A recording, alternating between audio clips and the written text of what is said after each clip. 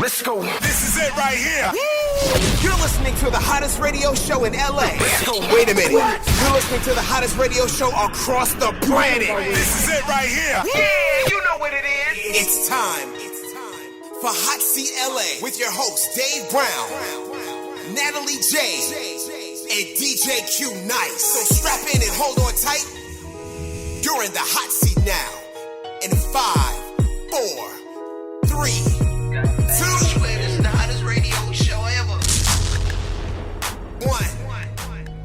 Yeah.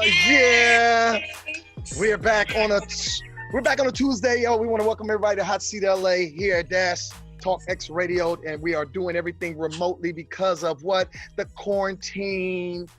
You know, what's up, Natalie J? What's going on? Hey. Good to see you, baby. Good to see you. It's on a Tuesday. Yo, it's hot. It's I don't know what today. Oh my God, it's very hot outside. It's like 90. But this is what we needed because you know what? It's gonna kill the coronavirus. They did say that if it's hot outside, it'll kill the coronavirus.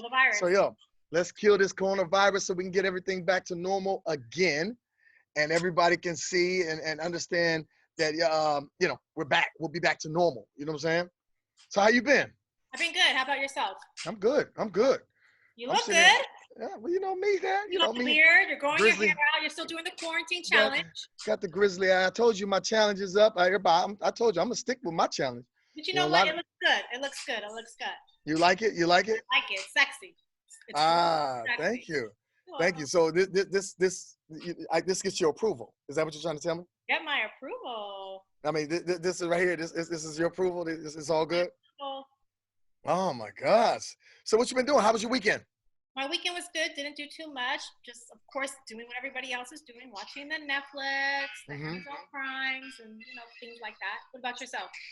Man, it was a cool weekend. You know, I got my daughter with me this week, and so you know, my daughter's mom and I have been going back and forth where she'll be with her for a week and with me for a week. So it's a great thing, and you know, I love being around my daughter and having a great time. So it's wonderful. So, you know. Didn't you do something exciting yesterday? Last week? Natalie, we're quarantined. What are we going to do that's exciting? Good Lord. Everybody's sitting here waiting to get out of quarantine. And you're talking about, did we do something exciting? No, we didn't do anything exciting. Well, we just been chilling. Exciting nowadays would mean like getting in the pool, having amazing conferences. Well, you know, like last week, I mean, even like last week on Friday, was incredible. You know, it was 80 some degrees, and I'm glad because now it's starting to heat up. So you're gonna see a lot more people out and about doing their thing. Sure. Yeah, I'm talking about out like in there on their balconies or you know on the top of buildings where they may be laying 6 feet apart. You know, getting sunbathing and all that stuff. What you drinking?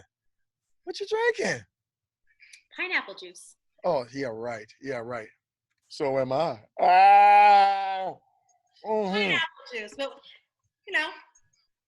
it's a great thing. But you know, we have a great guest coming in today. Yes. And you know, he'll be tuning in a second.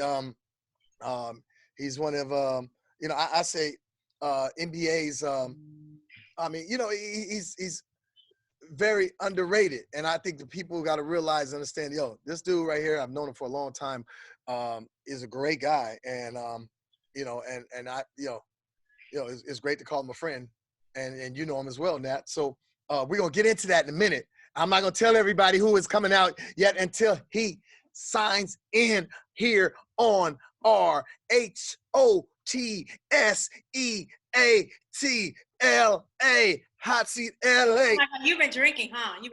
Yeah, I have. But you know, I'm back to normal though. So wasn't it the NBA, the NFL draft last week? Yes. How was it? How'd it go? It was great. You know, my great friend, Jamie Foxx was the host. Well, he hosted him and DeMarcus. Cousin? No, where? A football player. He used to play for the Cowboys, right? Yes. See, I know his score. Okay, you in? Okay, you in tune? You in tune? Yeah, I see. You like him, huh? Yeah, you like to see you like the ballhead brothers. You know what I'm saying? Great guy, but he and Fox were hosting the draft for the Dallas Cowboys and getting their picks and everything. So it was a great thing. I was able to watch that happen, and you know, they did it from their homes, you know, because DeMarcus is in Dallas and Fox is, of course, is here in LA, and they hosted, and everybody around the, you know, around the world was able to tune in and watch everything that was going on. That's So it was good. crazy. So right now everyone is basically doing things from home with the NFL draft, and I'm pretty sure when the NBA draft comes, they're gonna be doing everything from home. Everything is going to be from home. I mean, because I mean, you know, they're trying to, like we said, they're trying to bring. They don't know what they're going to do with the audience, but they're trying to continue the playoffs and see if they can get the playoffs going. But at the end of the day, they will be without an audience. So how do you do it? You're going to quarantine everybody from, you know, quarantine, should I say, the players, to go straight from the hotel to the arena, back to the hotel, back to the arena. You know what I'm saying? It'd be crazy. It's so crazy because it's so funny. I seen a meme the other day on social media, right? And they showed a picture of LeBron and I don't remember his name. He plays on the Lakers with him, Anthony Davis. And they showed a picture of them both like 280 pounds and over. So they're saying that this is what the players are going to look like when sports starts up again. Do you believe that? Do you think these players are going to become out of shape? Because let's look at it like this. If they want to continue to receive their paychecks, they will not do that. Because at the end of the day, they never know when their thing is going to start back again. And then also think about this. Football is coming back right now. Right now should be camp. So they should be starting soon. Yeah, should be starting soon. But what are they going to do for the football? You're in a coliseum, but then at the end of the day, there's no fans. You know, but not even that. Even the mayor of Los Angeles said there will be no sports, there'll be no concerts, there'll be no type of events with tons of people till 2021. Do you really believe that they're really? No. 2022 is when artists said that they will not be able to get back and start performing on tours because it's everything is locked down.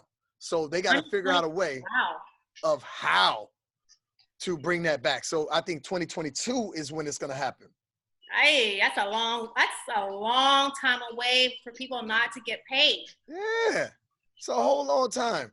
But at the end of the day, I mean, you got, this is where everybody should take everything at this moment in the quarantine and see how can I do other business with other companies and stuff.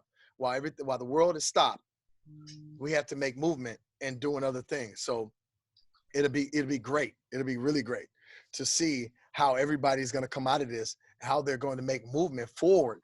Because I mean, there is if you don't do it, or should I say this, Nat? And I talked to you about this on the phone.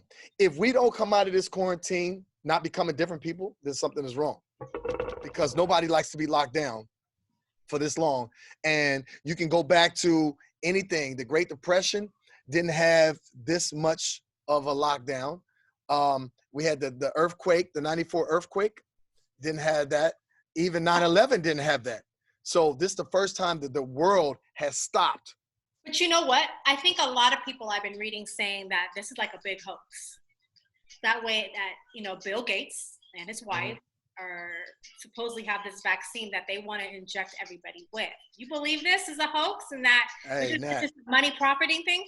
Nat, I'm not taking no vaccines. Did you take the flu shot?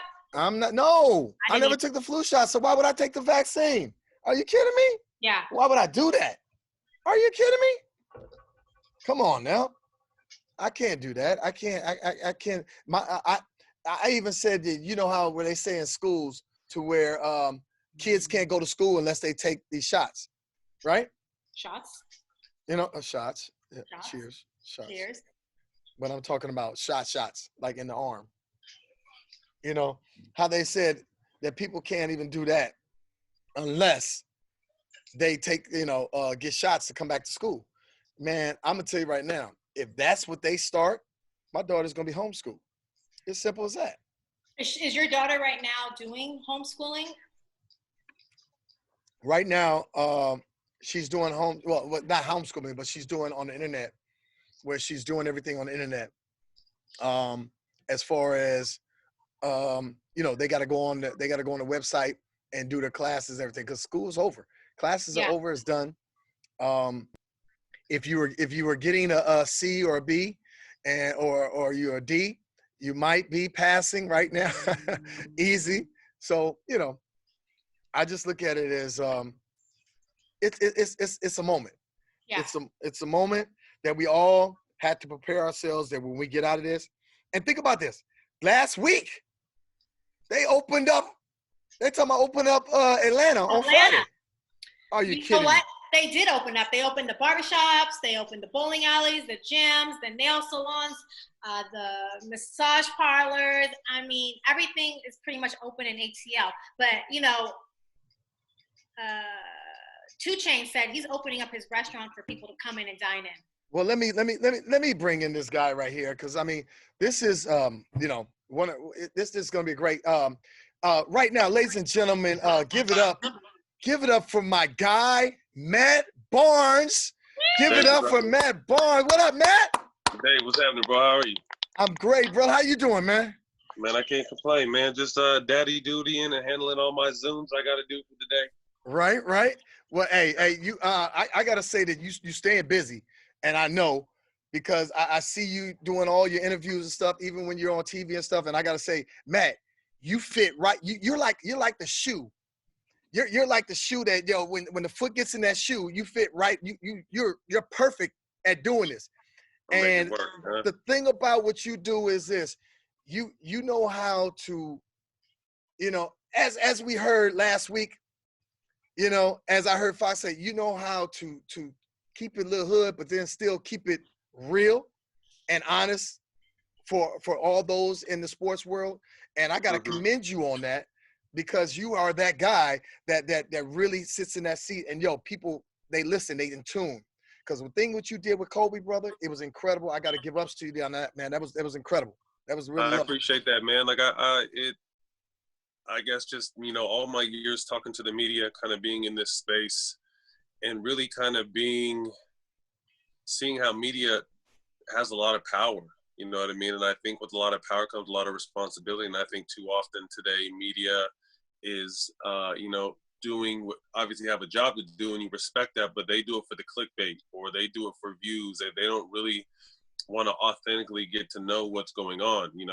So much of it is about being first now instead of being right. Right. So I really pride myself on getting it right, being able to have people tell their side, because I think I was someone who was misjudged my whole career. I think people thought because I played physical that I was a certain way on and off the court, so I really like being able to humanize our guests, allowing them to, dispel any, untruths or bullshit that's out there about them. And I think because my reputation of being real and a straight shooter, it allows our guests to kind of let their walls down and be comfortable with me, because they know it's going to be an authentic and genuine questions. Right. Well, I mean, I think I got to start back by saying this. First of all, my brother, I didn't know this until I said, let me look up on Matt. First of all, you a Pisces, bro. So it's like this. I'm looking in the mirror. See, my birthday March 12th. My birthday is actually March 12th. I'm and the 9th. You're the 9th. And so you're a Pisces. And I don't know if you knew this, Matt. I'm from the Bay. Oh, are you really? I didn't know that. I'm from San Francisco, bro. Okay. I played at Lincoln High School in San Francisco, and then I went and played at Morehouse. Okay. So I know when I said, oh, Matt from the Bay, but you're from Santa Clara. So I was born. You're born in Santa Clara.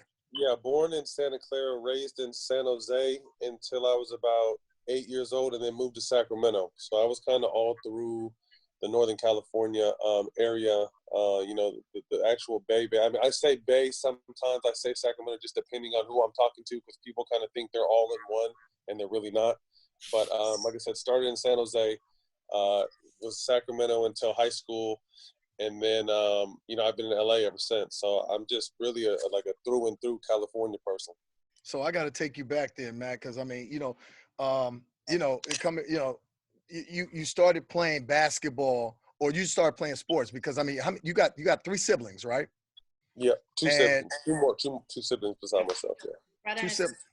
Mm-hmm. Okay, you got 2 siblings. Okay, so then, you played basketball. I mean, what started you? Did you play basketball first, or were you always football? football was my first love, first sport. Grew up playing that. My dad, you know, had a little run, trying to make the 49er teams, one of the final cuts there. And then, you know, always played neighborhood leagues and that kind of stuff. So I grew up just straight football mentality, tackle football in the streets. I think that is what shaped, you know, just my personality and my toughness that I carried through the rest of sports. So football was my first sport. In high school, I ended up playing football, baseball, basketball, track. My two best sports were football and basketball. Going into college, I was recruited to go anywhere for football and basketball, but just there was something about UCLA basketball. You know, I saw the palm trees and the beaches and the girls, and I'm just like, shit. You know, that's hard to beat. You know, so that the mystique of UCLA basketball drew me in. And there's not a day I don't think, like, what would have happened if I would have played football? You know, because like I said, football was my first sport. But I think I made the right decision, was able to play 14 years, and met a lot of amazing people. And I'm here now. So. So then then you got a brother that plays football. Yeah. So my brother played, I want to say 8 or 9 years in the CFL. Won a championship there in Toronto. Very skilled football player. Definitely should have had a shot in the league. He just didn't really have the right representation. He was a late bloomer, but he was solid. And then my sister was studying to be a dentist, and then I stole her to make my she was my personal assistant. Right. And then now she's back in real estate and being a mom. So, yeah, brother, I'm the oldest of 3 kids, and we're all about 2 years apart. That's dope. That's dope. So so sports has been in your world for all your life. From the jump, right. And so now I remember very vividly, and I told Natalie about this. I said, I remember when Matt came to LA, and I said, we got to give Matt a welcome to LA when you came to the Lakers. And I did your party at the Supper Club. And I remember that, but it was really touching because you said, hey, I will do this, but you know what? Because your mom had just passed away and you wanted to do something for cancer. Your mom was very close to you. And everything that you're doing right now with the foundation, everything, talk about, you know, how you've been able to, you know, keep that going for her. Yeah, I lost my mom to a battle of cancer in 2008. She was diagnosed November 1st, died November 27th. So 26 days within being diagnosed, we had lost her, and it was devastating. You know, she was my everything. So once, you know, obviously 2000, was it 2000? 2007. Sorry about that. 2007. So in 2008, I started my Athletes First Cancer Foundation. Just really wanted to be able to try to educate people, and, you know, kind of the old adage, you know, knowledge is power. We started out with a lot of information materials, and we graduated to kind of health fairs where I would have all kinds of dental, eye, mammo vans come out. So we would start doing health fairs, just kind of screenings. Then we got to a place where we were just kind of paying for surgery, hospice, medication, anything having to do with cancer. And then now we're in the process of building a situation where I can kind of create a scholarship program for kids who beat cancer that want to go to college, because my mom was a special ed teacher. She had a lot of patience, a lot of heart and love kids. So I wanted to focus it on knowing that, you know, what kind of financial burden comes along with beating cancer. For teenagers, most of the time it wipes out their family's savings. You know what I mean? So you tell a kid that, you know, beat the hardest battle of his life, you know, okay, well, we don't have any money for college because we had to pay for, you know, every your treatment. So we're in the process of trying to create a scholarship for kids who beat cancer that want to, you know, hop back on that train and go to college. Wow. That's amazing. You're doing such great things. And thank you. I appreciate it. Well, currently right now you have a podcast that's produced by Showtime, and it's called All the Smoke and the Future Stacks. Everyone who doesn't know who Stacks is, Steven Jackson. What made you get into the entertainment world as far as interviewing people and things like that? it happened randomly, to be honest with you. I retired in 2017. I think he retired in 15. We were both doing Fox and ESPN at the time, and we were getting good feedback that people appreciate our authenticity, our point of view, our realness. So we were hanging out one day, chilling, smoking. And I'm just like, we need to do something together. Like, I didn't really know what it was. I didn't know what podcasts were, but I know that it was just kind of an open forum to freely speak. I think, although I enjoyed working for ESPN, he enjoys working for Fox. There's some sort of, there's rules and regulations you have to follow. Right. So, we wanted to kind of be able to freely speak and really be who we were. So, one thing happened to another. I'm also in this space, producing television content and I saw. TV. So I ran into someone, that had connections to Showtime, and they connected me with Showtime, and Showtime took a chance. We didn't have no sizzle, no nothing. Really? To who me and Jack were, they took a chance. I don't think we knew we had on that. They definitely didn't know what they had, and then we turned it into to something special. So I want to do that, like I said, to give people an opportunity. I think too often, not only athletes, but entertainers, people in the public eye, the media is very powerful. So if you do a few things wrong, they want to paint that picture because they need the villains just like they need the heroes. So my thing is to be able to create a platform we can have people come tell their truths.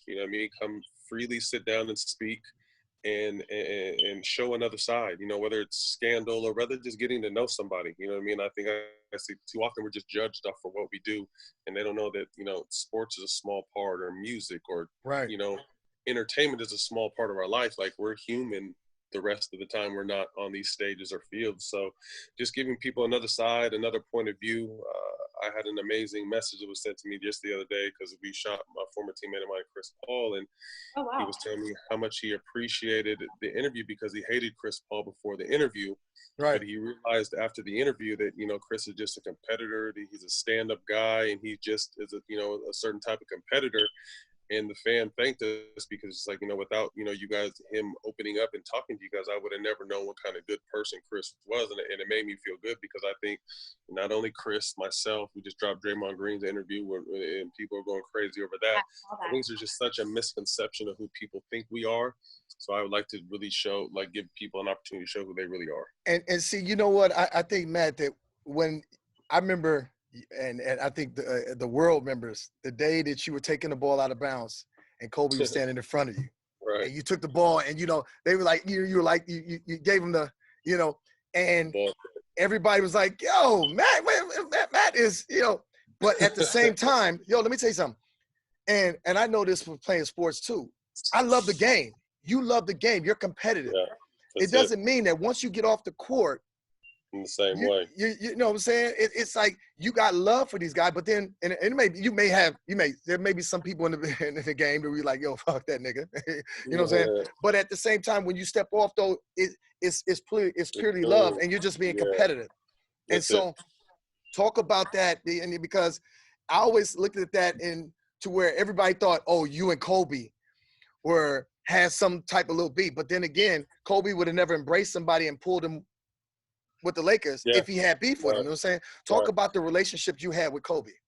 I just grew up in a different time, where I could be cool with whoever, but between those lines, if you're not on my team, I don't fuck with you. And I think my friends know that. People that that I'm cool with, that fuck with me, know that, like, we'll dap it up before the game, but once the ball goes up, like, if you try to fight my teammate, I'm going to try to fight you. That's just why my team is my family.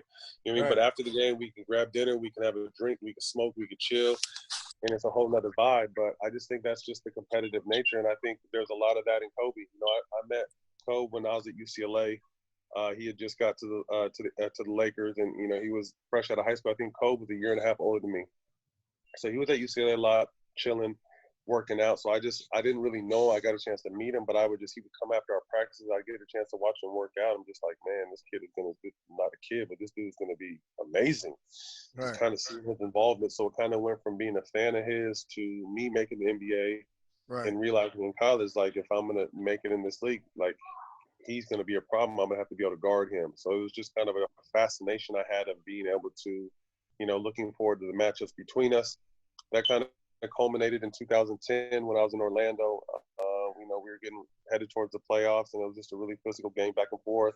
And he was just doing this Kobe shit. You know what I mean? Kobe is someone who obviously is a tremendous physical talent, but his mental ability to attack people is just as good, you know. So he does the little shit that the refs don't call. He'll grab you, he'll punch you, he'll elbow you, he'll do all the dirty shit. And then I was the one getting in trouble for it. So it came to the point where I was just like, you know, fuck this game, we're about to fight. You know what I mean? And the ball fake happened. It wasn't playing or anything, it just happened. So there was a misconception until unfortunately until his passing that, you know, Kobe and I didn't get along. But what a lot of people didn't know was at the end of that season, Kobe personally called me and asked me to come play with him. He's just like, you know, anyone crazy enough to fuck with me is crazy enough to play with me. We had a long-going mutual respect for each other. And I grew up in California, and Magic Johnson and Showtime were my team, you know. So to have arguably the greatest Laker call me and ask me to come if I wanted to be a Laker, it was amazing. And then becoming teammates, obviously we bonded already on the court, but off the court is where we really bonded. And I got to know the man, the father, the businessman, and that's where we really became friends. So I think there was a huge misconception of, you faked the ball in his face, fuck you, how can you do that? He didn't flinch. I mean, I'll post stuff still, and people, you know, he didn't flinch, and I'm just like, yeah, I know, you know what I mean? But I think, you know, too many times people don't know the backstory of it. So, you know, Kobe and I, you know, became very close over the years, and it was, you know, a tremendous loss. You know, he was great to my kids. He treated my kids like their own. It was hard for me and my boys to, you know, along with everyone, just to come to grips with it. You know what I mean? He was someone that I met in became teammates with in 2010, 2011, where my boys are 2 or 3 years old, and they're in the locker room, and he's giving them shoes and hugging on them and talking to them and doing all kinds of different things. So, you know, it was Uncle Kobe to them, and you know, worked them out for their birthdays. Would always send their AU. He had sent their teams his new Kobe shoe that Tuesday before the Sunday happened. You know what I mean? So we were in constant. We would see each other probably every 2 weeks. Whether it be at the Mamba Academy or out in Orange County, because I coached my twins, he coached Gigi, so it was still a very close connection, you know, whenever we would see each other, and just to think that, you know, he's not here anymore is still hard to believe. Right. Speaking of your kids, they are the cutest little things. Thank you. I follow you on Instagram, and I see you're such an amazing father. You have a great interaction with them. And since everyone's in the house right now doing this quarantine, what are you guys doing to stay busy? You're with the kids. Man, first of all, shout out, I mean, obviously the frontline workers, everyone doing the COVID stuff. We love you. We appreciate you. But I have a newfound respect for teachers, man, because this online shit, first of all, is no joke. But getting them to sit down and be still, like they still have a regular school schedule where they start at 8 and get out at about 2:30. You know what I mean? But everything is online, so they still have like Dad, right now it's a 15-minute break, and okay, now it's a lunch break. So being able to keep 2 11-year-old boys who are trying to bounce off the walls sitting in one seat, knowing that like there's no real teacher, it's just Dad, is a job in itself. But you know, outside of their schoolwork, just try to keep them active. You know, luckily we live in a neighborhood where we can get outside and work out basketball. We'll go on our runs. And then my youngest son is just so curious right now. He's 16 months and thinks he's the boss of the house. And you know, he climbs up and down the stairs. He knows how to open the baby gate now and climbs up and down the stairs. The refrigerator is his favorite place. He loves unpacking the refrigerator. So it's just a fun time. I appreciate, you know, obviously this is an unfortunate time for the world, and I feel for everybody who's either lost someone or who's sick or financially struggling right now. It's a crazy time, but you know, I've been fortunate enough to be in a position where I appreciate being able to sit back and relax now, because although I'm retired, I'm still traveling coast to coast. You know, I work for Complex, I work for ESPN, I work for Showtime. So my schedule is as if I'm still a player. So I'm gone so much and missing so much time with my kids. So now has been the perfect time, you know, although we've been sitting here for 6 weeks and I'm starting to be like, okay, this is cool, but you know, let's get this back going. I really don't mind being here, you know, because I love being able to spend time with my kids and play with my kids and just be there day to day for them, because, you know, my schedule has never really allowed me to do that. So you're the type of person that's always like on the move, or? Well, if I'm always on the move for money. Like I'm not someone that I don't go. I popped up on Dave for his surprise birthday party. That was probably the first time I've been out in LA for like 4 years. Really? Appreciate that. I've been in LA for I think I came to LA at 18, and then being at UCLA basketball, I was in Hollywood at 18. You know what I mean? So I didn't see everybody, all the baddest women, all the biggest parties. Yeah, you've done it. All that, so I just turned 40 on March 9th, and I kind of, Happy thank you, 40. I appreciate that. Yeah, happy birthday, bro. I retired going out maybe about 3 or 4 years ago, so I'm a homebody. I'm someone, like I said, I'm in the production space, so I sit back and watch Netflix. I watch shows and get ideas and try to create new shows, all that kind of stuff, and that's fun to me. I enjoy being by myself. I enjoy kicking back and being able to just kind of do me. Well, Matt, being that you did 14 years in the NBA, right, and you know being retired, we had Steven Jackson on the show, and he went and started doing the big three. Now I know because bro, you're not fat, you fit, I know you have been summoned to come play in the big three, on Ice Cube, and I got to give it up for Ice Cube for doing something, just giving everybody still that platform to still shine. Amazing. Absolutely amazing. What's your, have you thought about, are you like, yo, let me come and do it? Or are you like, I'm good? No, I'm good. Oddly enough, maybe not last summer, but the summer before, Cube actually came out to my house in Encino and sat down and told me like, hey, we would love to have you. We're expanding the league with a few teams.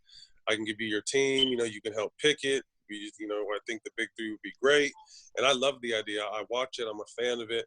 But I just don't want to play basketball no more. I was someone that, I wasn't supposed to make it to begin with.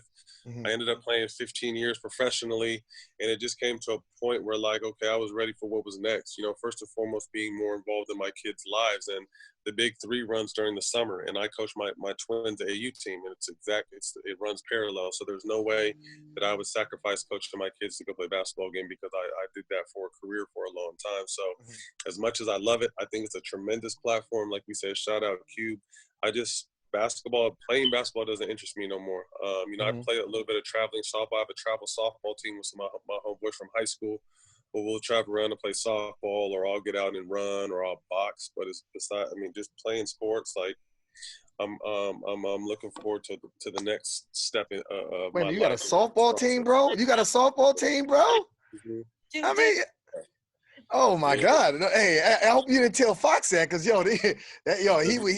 we need to get a team out, because my team's up in NorCal where I'm from, so I go up there during weekends and we'll play. But we need to get like a weeknight league out here. I've been let's do it out here, man. For real, I'm dead ass serious. We could play. Let's do it. I'm the pitcher. Yeah.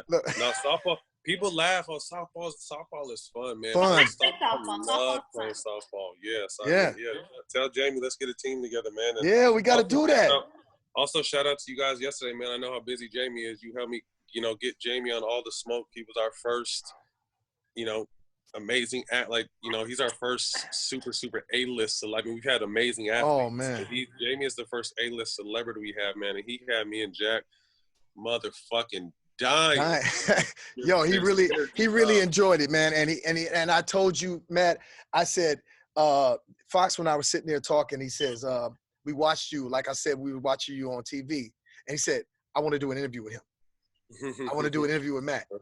And I said, and when you came to my birthday, and I said, he wants to get on there and talk to you, because like I said, the way you make everybody feel so comfortable and wanting to, open up and be free and say what it is that's on your mind.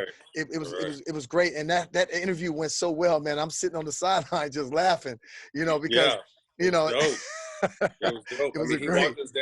He walked us down his journey, and I learned. So it's weird because we're all in this same fishbowl. When you kind of a somewhat celebrity athlete out in LA, we see each other but not too often do we know our backstories. We know what we see on TV. And then like our lives are so busy, unless you're like you and Jamie are brothers. You're not friends, you're brothers. Yeah. But I've known you and Jamie for a long time, but we haven't had like integral time to sit down. And, break it down. So that's what I love about the show, is just me personally. Like, I know some of these guys, I play with them, but for me to learn their backstory, and then to compare and contrast my backstory and Jack's backstory, and understand like this is why we fuck with each other, because this shit happened to us when we were children. So to be able to find out Jamie's backstory and why he changed his name and how he played Yeah. football and how it came about. Like, it was super dope. Like, I'm a fan. You know what I mean? I'm a fan. I'm a fan of a lot of these people that we interview. And it's just really cool, like you said, to be able to get them comfortable enough to let that guard down, because you have to be so guarded these days, because you never know people's agendas or motives. I mean, it's a dirty fucking game out here. So for people, for people to let their walls down and feel comfortable, I think that's when you get the best of them. And we've had a unique ability to be able to do that. And I think that's why the show has been as successful as it's been. So with the transformation from coming from basketball and now, as being on ESPN and everything, you ever thought about and dabbling in acting and wanting to do that or producing? I don't see. I just kind of feel like I'm tired of seeing myself on TV. Like I said, my face has been on TV since I was 18 years old. So to me, I love it, but I want to be behind the scenes. And that doesn't mean I won't do a cool cameo here and there, but like being an actor, I respect the craft too much, and I know how hard it is to be, in a profession. I know the dedication. I don't have that desire. I want to be able to produce and create content. You know what I mean? So I'm more behind. Steven Jackson, just you heard him ask Jamie yesterday. He's like, how is it too old to start acting? Jack really wants to act, and he's serious about taking classes, and he's actually pretty good. He's good. He does some lines every once in a while. I'm like, bro, like if you take this shit serious, you could definitely get. I mean, people are gonna give you cameos off your name, but the fact that you can actually act. Hey, if Rick Fox can do it, right? Then we know, and Steven has that. He has that. And we're gonna get him on the show. Yeah. No, we're gonna get him on Fox's show. Oh, Fox's show. Yeah. Well, that's what Jamie said he was gonna give him a little cameo on his little. What's Jamie's show coming called? It's called Dad Stop Embarrassing Me. And it's about him, he and his daughter, about, his daughter coming and live with him. And it's like transformation, like now I'm a full-time parent, Right. I got to take care. It's crazy. That dynamic is funny because I just signed, literally right before we got off the phone, I just signed with ICM today. Congrats. We're just kind of, thank you. We're just kind of strategizing and brainstorming. And that's what I want to do with the kids. I really feel like I get such a crazy engagement when I post my interaction with my boys. You know what I mean? So I kind of I've been bouncing ideas, whether it be an animated or a more serious sitcom type situation, but just, a retired single athlete that has, a single dad of 3, you know what I mean? And what it's real, I'm over here changing shitty diapers and, giving baths and still playing basketball with my kids and, doing homework with them. And so I think just being able to see a black father first, but then a professional athlete, like be like a real, I got shit all over my hand after changing ash and I got to wash my, you know what I mean? And the boys aren't going to bed. I got to go crack down on.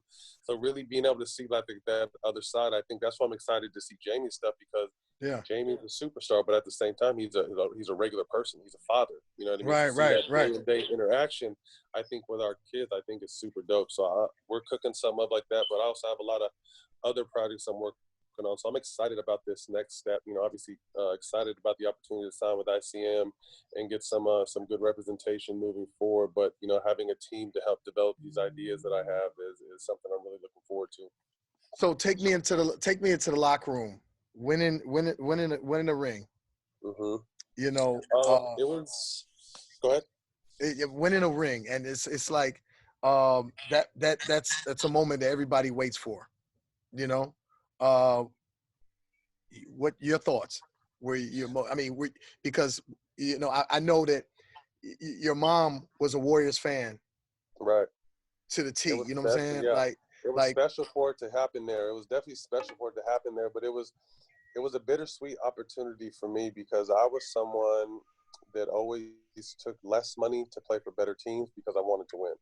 You know what I mean? So when I came to the Lakers in 2010, I had other offers on the table that were much more money, but I turned them down because I wanted to win. I figured we win, everybody eats, it's going to be good. And I was on a few teams where the Lob City team felt we could have won a championship. The Lakers, I felt we could have won a championship. We didn't. I get a chance to come back to Golden State, my final, the year I ended up retiring, and everything is going well. I get there, I'm playing well, because what happened was I was in Sacramento, so I signed a 3-year deal, figured I'd just retire in my hometown and kind of ride off into the sunset, figure out what else I was going to do. So we get a brand new arena in my hometown. The hometown kid comes back. We have a little bit of buzz. We're playing really well, and our goal is to make the playoffs. Bring some excitement back to Sacramento. In that process, All-Star 2017, the Kings decided to trade DeMarcus Cousins, who obviously was our center and best center in the league at the time. So it's to a point where, okay, now they're thinking about rebuilding, and I'm like, well, I'm 37. I don't have time to rebuild. Right. I'm done pretty soon. So, came to an agreement with management. They ended up letting me go, and KD ends up hurting his knee like 5 days later. So I get a call from Steve Kerr. Hey, man, we need you. Come play. And, so I flew out the next day, got to Chicago that night, played the following day, come right in, start playing 25 minutes. So I'm in this rotation with this. I'm in the middle of a dynasty. I'm like, what the fuck? How did I end up here? So I'm here. I'm loving it. It happens to be the Warriors, which is like home for me. A week before the playoffs, the game Kevin comes back, I have like a severe ankle sprain, almost break my ankle, so I'm hurt. So I'm going into the playoffs hurt, which is the worst thing that can happen. So by the time I'm feeling any somewhat good, we're going into the Western Conference Finals, and our team is 8-0. So me being a veteran, I'm just like, they got to go with experience and chemistry. And I've been out for 5 weeks, almost 6 weeks. You know what I mean? So by the time I felt good enough to play, we were already in a rhythm. I got sparry minutes where I was able to do anything. So it was bittersweet because I've always been someone who needed to be in the bunker. If I'm going to war, everyone knows I'm one of the top soldiers. You know what I mean? So for me to win a championship with them was a tremendous experience. I love for the opportunity, but me not being able to actually be out there and guarding LeBron and guarding Kawhi Leonard, because this is all stuff when I played that I would do. Right. I got to watch. So to me, I just had a front row seat and got to watch one of the best dynasties go to work, and I happened to win a ring for it. So I won a championship, but it's not something I really count because I really feel like I'm someone who never had anything given to me, and I feel like that ring was given to me. Right.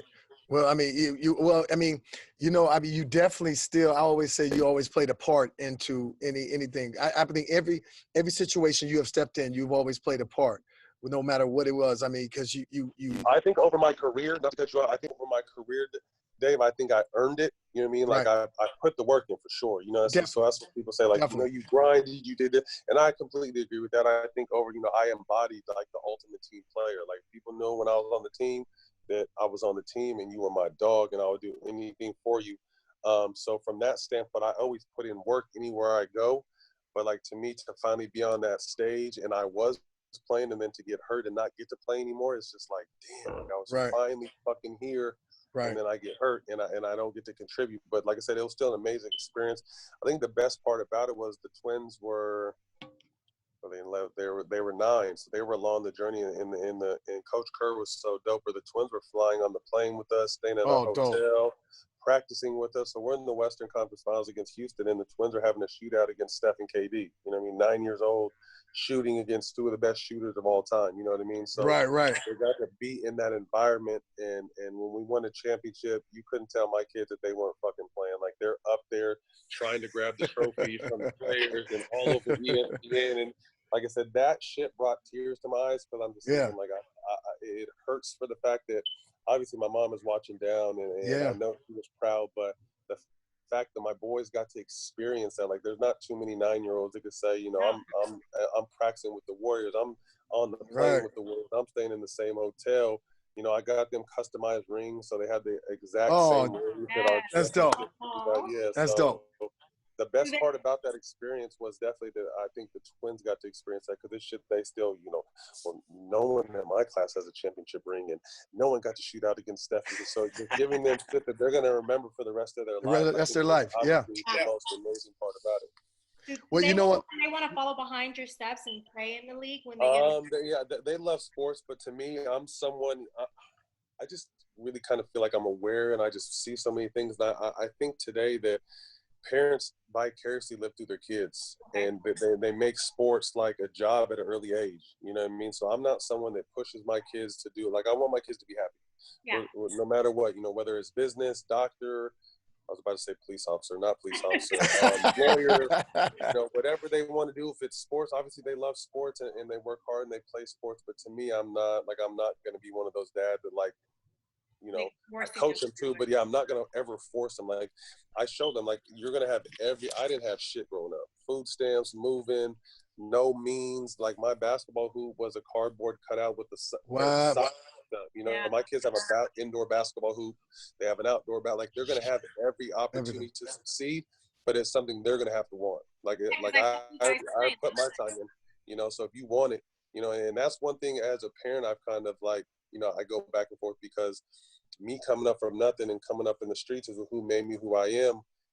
My kids are never going to have to face that. So, you know, how do I keep my kids humble and appreciative and let them know like the rest of the world doesn't live like you live. You're very fortunate to live the way you live. So to continue to be humble and have an understanding of their surroundings as well. But, you know, with that said, it's just, it's a situation they have to want. Luckily, they're 11 now and they're starting to get into it and want to do it.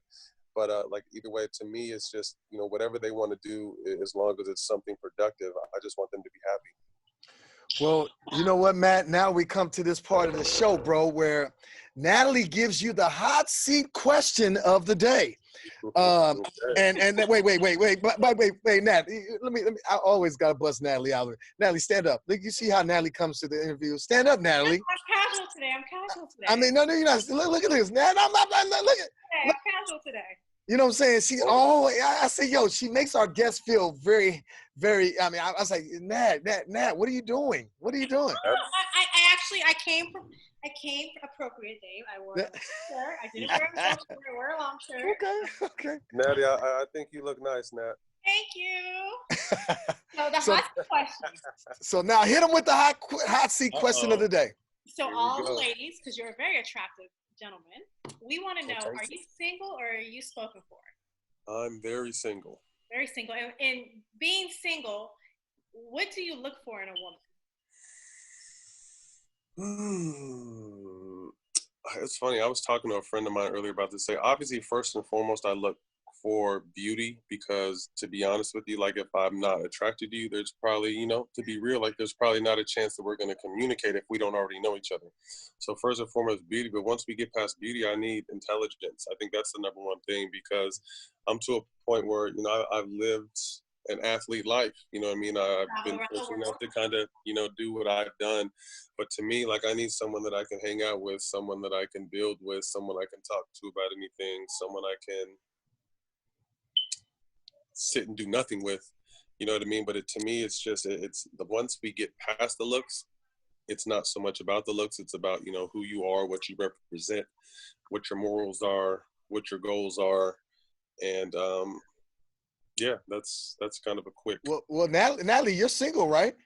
Dave, shut up, Dave. Yeah, I mean, look. Dave always wants to throw me under the bus with the gas. Dave is the Black Cupid, huh? Look, hey, Matt, ask Natalie why she's single. No, hold on. Hey, Natalie, Matt, why are you single, Natalie?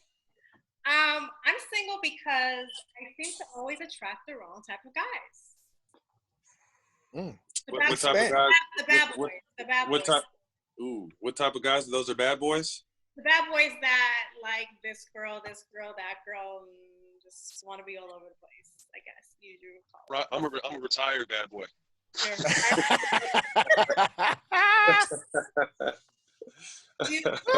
You have a preference? No, I don't really. I don't really have a type at all, to be honest with you. I've dated all over the spectrum.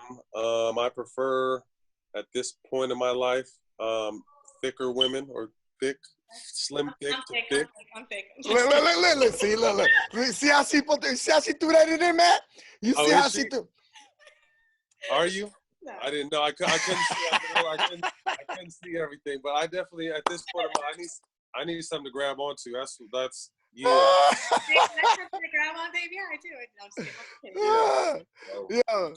Yo, you know, it's you know, she asked me the same question. I said, hey, you know, because I'm OG. I've seen everything. I've been in Hollywood since '92, bro. And from my experience and being in Hollywood for so long, man, it's like, for me, a woman has to stimulate me mentally, and then everything else falls in place. Because now when you didn't seen it all, it's kind of like, it's like, you know, it's like I'm 50 now. So at my 50th, I go, okay, I'm going to go downhill with somebody. So if I'm going to go downhill with somebody, who am I going to go down with that's going to understand me as a person and not the stuff that's going on around? So she always hits me with it. And I say, yo, I have a daughter. You know, my daughter's 13 years old, you know, and it's being a father. I'm like you, bro. I love being a father. I love being, you know, and when it comes to, you know, a little girl, it's like this. A woman is who she is in life because of the relationship she has with her father. I'm the first love. So if I don't set the precedent of what a man should be in her life, then, I mean, you know, I got to give her that. I got to say, hey, you know, I always tell Natalie, I said, I always told my daughter from day one when she was born, I love you, because I never wanted to be the father when she turned 16 to say I love you. And she looked at me like, my dad ain't never said that to me. Right. You know, so I always, you know, I love the fact of how you as a father and how you are with your kids, brother. I mean, I love seeing every time I see your posts that you put up and everything. I love seeing that because, yo, at the end of the day, there's a lot of boys that don't have their fathers. Right. Their fathers are not in their lives, you know what I'm saying? And you're like, hey, regardless, I'm going to be there. I'm going to raise you. Yeah.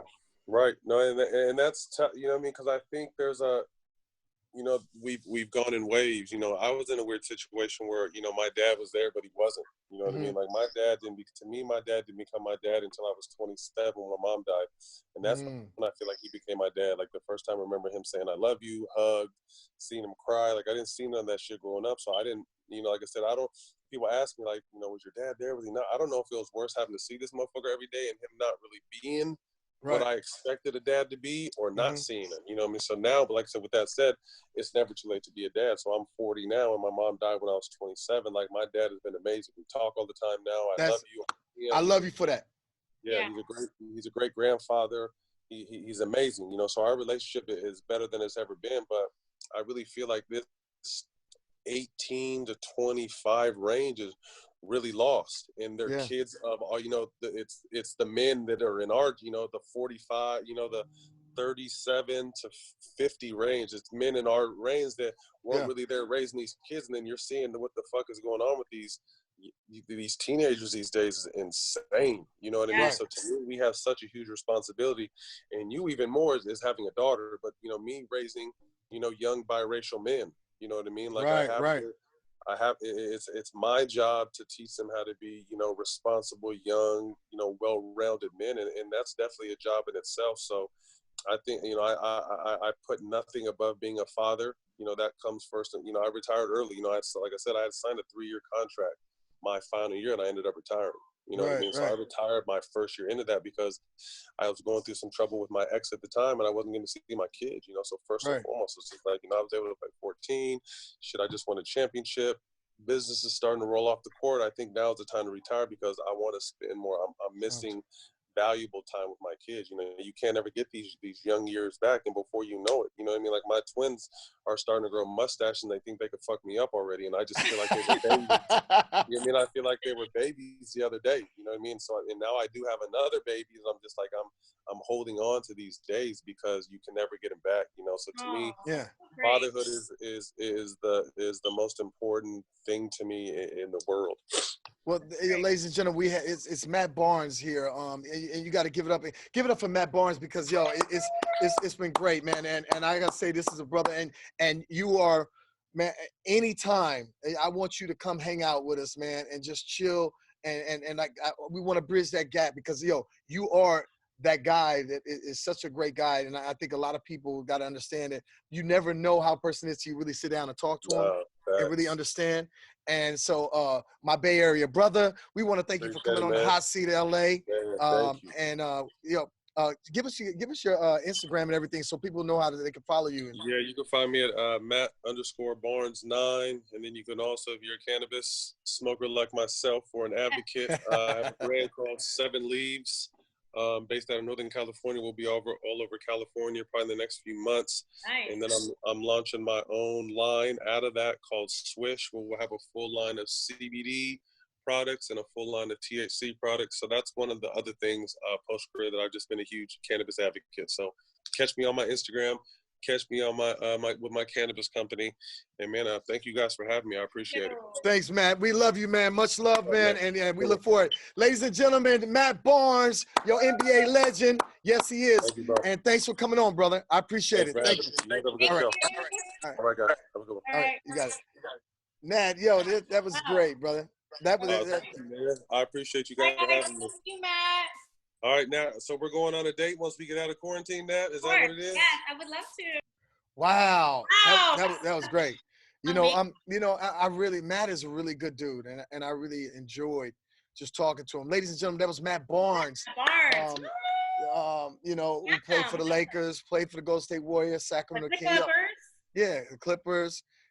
And you know what? He's doing a lot of great things, and big ups to him because I've happened to really know and really get to know and understand who he is as a person. He's a great guy. So that was really good. That was great. That was great. And Dave, he mentioned he went to your birthday party. He went to my birthday party. It was off the hook. Yo, Nat, it was off the hook. And your birthday party went down when the whole coronavirus just started and nobody stayed home. Everybody had to show their face for your birthday party. Right. You know how we do. But yo, we want to thank everybody for tuning in to Hot Seat LA on Dash Talk X Radio. And yes, we are remote. Everybody's remote right now during the quarantine. But we want to say tune in. Go to our Instagram. YouTube. Our Instagram account is HotSeatLA, and our YouTube. Subscribe to our account is also HotSeatLA. Tune in, listen to all our shows. We have such amazing guests from celebrities, from athletes to actors to producers to R&B singers to hip hop artists. I mean, even to me and Dave. Yeah, exactly. And yo, we got to give up big ups because Q wasn't here today. Our DJ Q, nice. Hey, we have some amazing shows coming up. We have another special guest next week. Just tune in because you never know who's gonna stop through the Hot Seat LA. Yo, what's your handle on Instagram, Natalie? Jules, JULEZSSS_. And you know what? It is now 90 degrees outside. Yeah. So time to get your swimsuits and go onto my website, shopcloudyblue.com. Yeah. And you can always check out my Instagram because I'm always in some swimsuits. Always. And she is always. Yo, it be some on and some off. Nah. But you know what, ladies and gentlemen, also follow me at Dave Brown USA, at Dave Brown USA. And then also know that, Indie Night Film Festival is about to become virtual. We're about to have a virtual site where everybody will be able to show your short films, web series, trailers, documentaries, and full features. So all actors, writers, directors, producers, get ready for Indie Night Film Festival. Indie Night, everybody go to the website, INDIENIGHTFF.com. Submit your films so that we can all see your work, your product. Everybody that you have something to do, put on the big screen because this is what it's all about. And we have to do this because it'll be great. So I look forward to it. And we see you guys next week on Hot Seat LA on Dash Talk X Radio. Yo, we're out of here. Get us out of here. Let's go. Each and every Tuesday, it's Hot Seat LA, 6 p.m. Pacific on Dash Radio Talk X. Check us out on Instagram and YouTube at Hot Seat LA. For Dave Brown, Natalie J, and DJ Q Nice, this has been Hot Seat LA.